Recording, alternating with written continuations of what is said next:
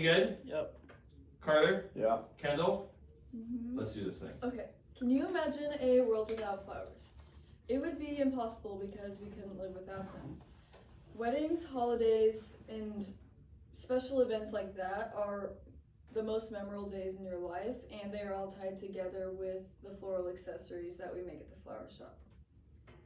While it's simple, there are countless ways to design a floral arrangement. You can make it a wreath, or you can make it something for a funeral, or a simple bouquet. I have created a step-by-step list on how to successfully create a basic floral arrangement, and I've also included 2 challenges that I face daily. And you might be wondering how I'm credible, but I have worked at our local flower shop for about 2 years now. When I first started, I didn't even really do anything with the flowers. I really just organized and cleaned, washed buckets. I did all the boring stuff, but I stayed there because I knew if I stayed long enough, I would get to do the fun stuff like I do now. So this is a list of some of the things that I will do on a typical workday. Watering plants, we have plants for the funerals mostly, but you can also buy them just to take home. Customer orders, this happens every single day, all year round, all day. I'll take them over the phone or in person whenever a customer walks in and just asking for an order. For an example, right now, prom is really close, so I've been taking a lot of corsage, boutonniere, and bouquet orders. Processing flowers, this is what I do to get them ready for an arrangement. They usually have leaves all the way down the stem, but if you're going to put them with other flowers, you want the other leaves to be off. And if I'm processing roses, I will take off the thorns.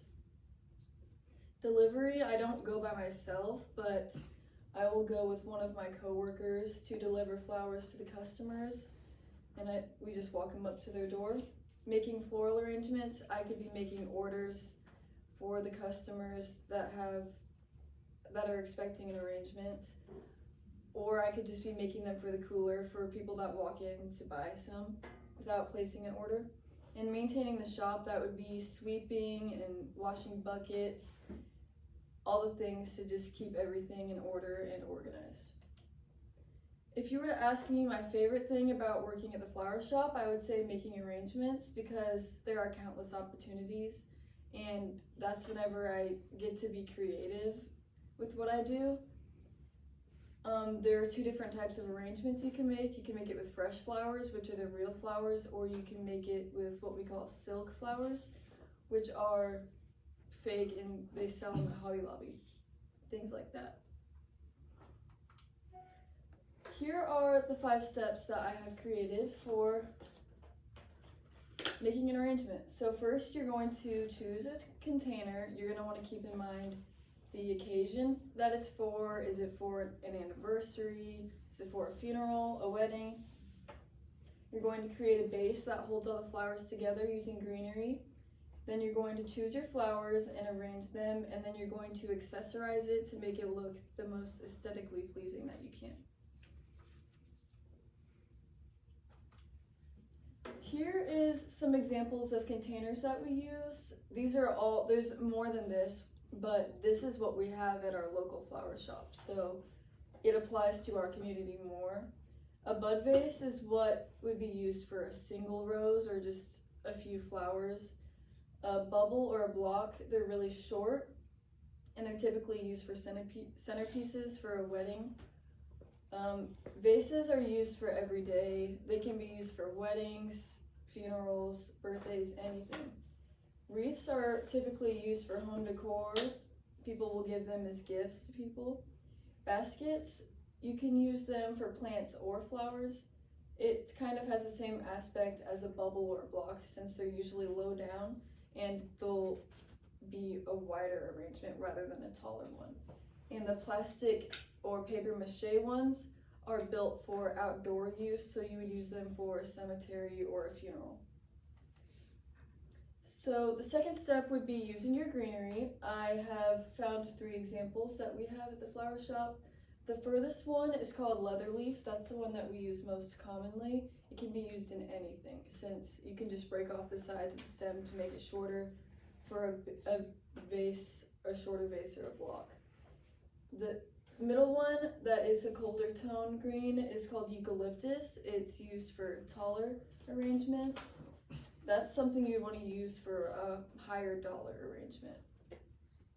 The one in the corner is peony leaves.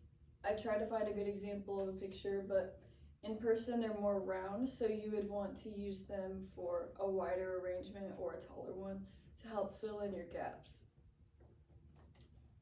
Choosing your flowers, you want to keep in mind the price range, the occasion, the size, and the colors.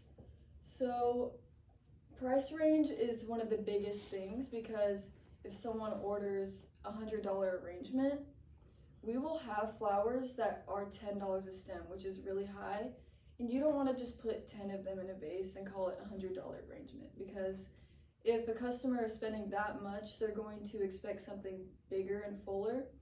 They may have a special request, like a dozen roses. That's pretty pricey for only 12 flowers, but you can still make it look very high value, even if it's just a few flower heads. In our 2017 article titled Choosing Florals Based on Your Client's Needs, published by the New York Institute of Floral and Design, Michelle Eggers states that as a floral designer, it is important for you to articulate the goal of your arrangement before you start planning it and putting it together. That's whenever occasion comes along. So if somebody is ordering something for an anniversary, I wouldn't want to use pastels maybe. I'd want to use reds and pinks, something that indicates love. And if somebody ordered a birthday arrangement, that's whenever I aim for colorful. On the bottom, I also provided some very common flowers that we use, starting with the carnation. This is the lowest value that we have, but it lasts the longest, so it's what I recommend. Daisies are kind of along the way, but they don't have as much as a vase life. And then roses are classic, but they are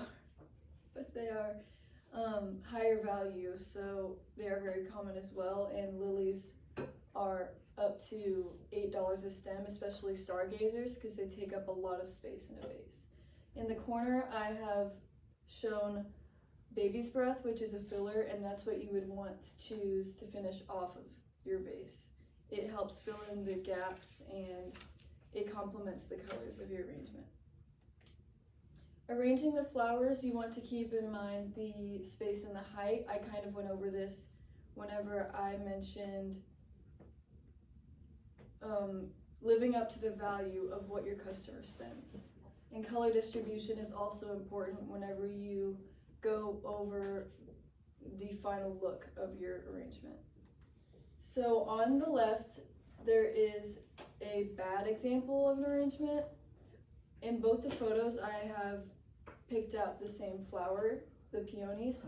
The first example is bad because all the flowers are the same height and the flower heads are touching, so they don't have any ability to open up more. On the right, the example is better because there's a variety of different heights in the flowers and they all can open up if they need to. You can notice some buds that are still closed, but they have time to open up since they have space. Color distribution is very important because it really makes a difference whenever you look at the flower arrangement as a whole. The first example is bad because you can see in the back it is all the hot pink shades, and in the front there's only 2 lighter pink flowers, whereas on the other arrangement there's a variety of colors that are spread out evenly throughout the arrangement. And the last step to making a floral arrangement is reviewing and accessorizing. One way that I make sure the flower arrangement looks good from all angles is I'll spin it around, and to tie it together you would usually add a ribbon or a bow at the base of the arrangement, and it just makes it look better. In conclusion, floral design plays a bigger role in all of our lives than we realize because it really ties together all of the memorable days in your lives, like your wedding. Your wedding is something you're going to remember forever, and flowers will always be there.